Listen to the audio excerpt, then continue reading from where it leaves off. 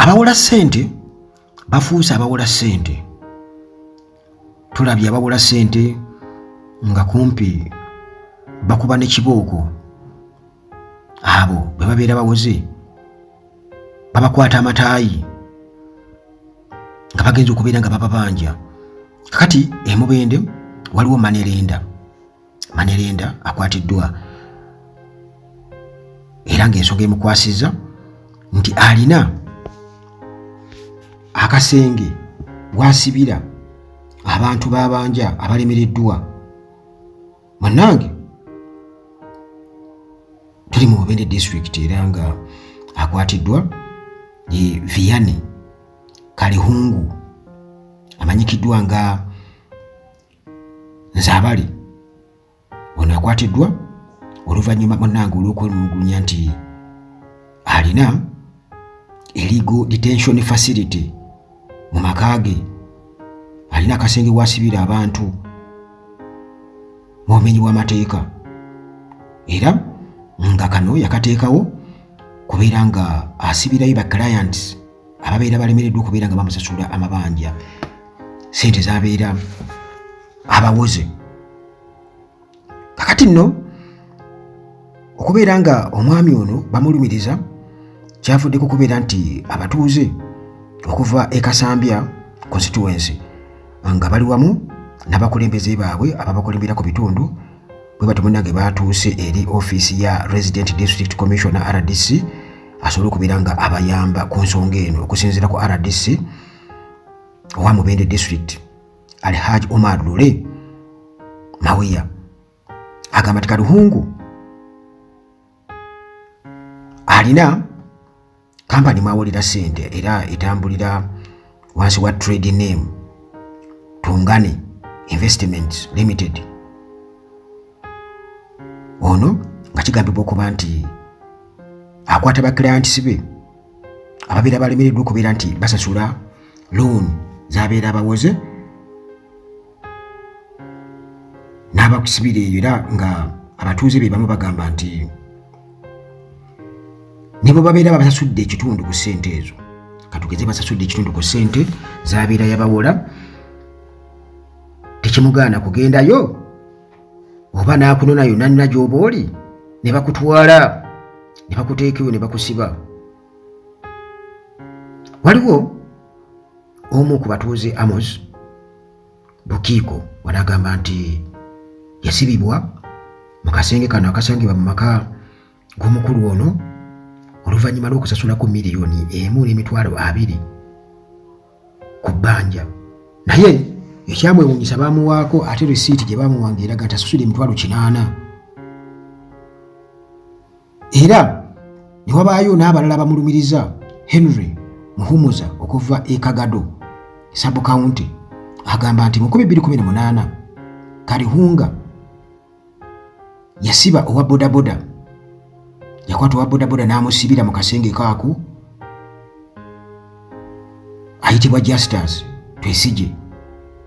Era ku nsonga ze zimu abatuuze abalala bagamba nti Kalihungu nti okwo kwagase n'okubeera ng'awamba ebyapa eby'ettaka byatwala ng'omusingo oba bye babeera bawaddeyo ng'omusingo mu kwewola ssente gy'ali, naye okukijjayo muganda wange osimba akaggo agaana. Jjukira nti Bamanerenda bano mubeegendereze ate balugo bazibu nnyo.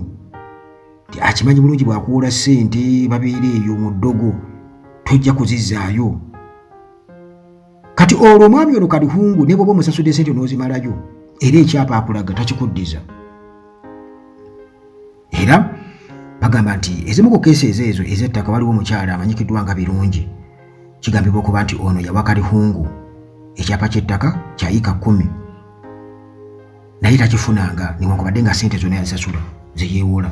Kati Kalihungu bino byonna abyegaana era n'agamba nti ye tasibirangako muntu mu kasenge ako ke boogerako, tawambangako kintu kya muntu yenna, era n'akakasa nti bo munnange Kalihungu nga ye kampani ye ekolera mu mateeka, eri mu mateeka. Kati RDC nga baze okuwuliriza ba complainants n'alagira Kalihungu aleete ebipapula documents eziraga nti ddala bizinesi ye eri mu mateeka. Munnange Kalihungu abireeta ebyokunnassa bwe batyo babitunulamu RDC n'akizuula nti Kalihungu talina era tasaanidde kubeera nti awola abantu sente, talina legal oba required legal papers okusobola okuoperatinga business ey'abamanerenda. Munnange ekyavuddemu ekyo RDC n'alagira poliisi egende emukwate Kalihungu basobole okubeera nga bamunoonyerezaako. Kalihungu essaawa eno ali mu Bende Central Police Station era ng'okunoonyereza kugenda mu maaso nga kigambibwa okuba nti abadde aoperatinga bizinesi ewola ssente mu bumenyi bw'amateeka. Kati poliisi munnange bwe bati bali mu kunoonyereza ku misango egiwerako egiwabiddwa bakalantisi ba Kalihungu egiwererako ddala. Bagamba nti emisango gye bamuvunaana nti Kalihungu alina akasenge mwasibira abantu abalemereddwa okubeera nga bamusasula. Kalihungu awamba ebyapa by'abantu by'ettaka. Kalihungu talina mpapula zimukkiriza kubeera ng'awola ssente. Naye jjukira nga munnange bye tubyadegedde nga tujja tulabula abantu wano ku Uganda Atalaje nti mwegendereze bamanerenda bazibu nnyo ku nsonga za ssente. Bamanerenda bazibu nnyo nti gwe bw'oteekayo ekintu kyo endagaano gye mujja okukola nti aguze kyajja okugamba nti aguze endagaano gye mukola. Kati kitegeeza nti endagaano mugikoze nti aguze awo n'alanaku okubeera ng'ateekawo emiziziko amagoba mangi nnyo ku ssente ze babeera bakuwoze naawe okiraba nti gali abunomo banoonya ssente. Ekintu munnange ekizibu ennyo okubeera nga oba oliawo abantu babuuka nti bagenda kubeera nga babbibwa kuba obwavu nti oli ateekayo yikaze 10 ez'ettaka kitegeeza ayagala ssente kyokka atejjukira nti bano gwe ne bw'osasula n'ozimalayo okufuna ekyapa kyo osimba akaggo akubanjaayo ekitundu ajja kugamba nedda kati amagoba gali bwe kati biri bwe biti kati biriko kutegeeragana nga bono gamba nti oba waliwo embeera ey'obuntu nti bano babeera babbi abawedde emirimu. Batono nnyo b'osanga abawola ssente nga tebali mu mbeera efaanagana okubweti ya bubbi.